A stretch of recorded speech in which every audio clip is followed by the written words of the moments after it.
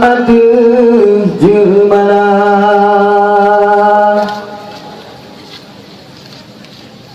di kampung Jiong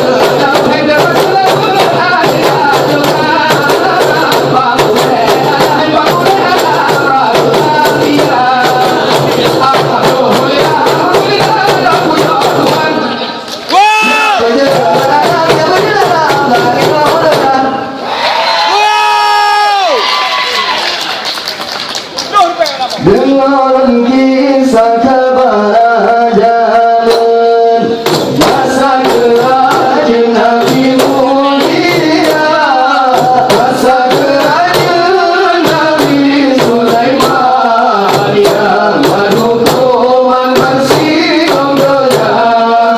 Masa kerajaan Nabi Sulaiman yang berhukuman bersihkan dunia.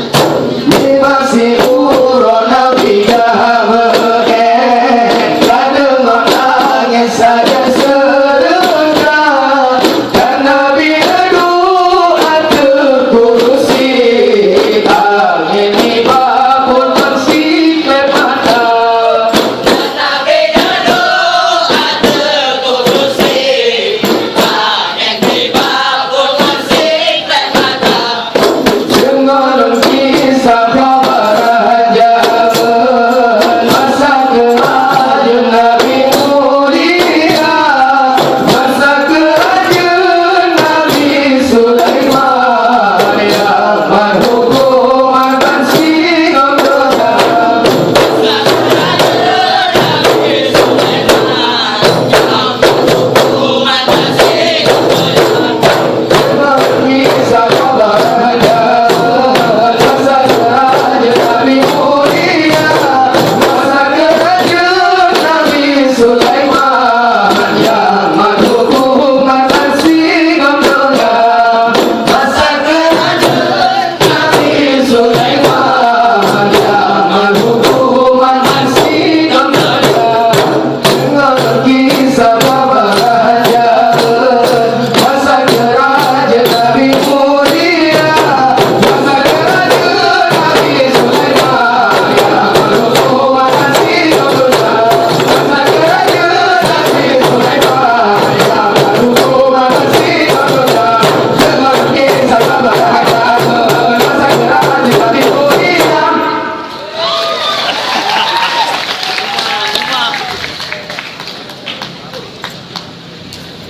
Allah haikro pasang jabe, Allah itu Allah haikro pasang kuda, Allah haikro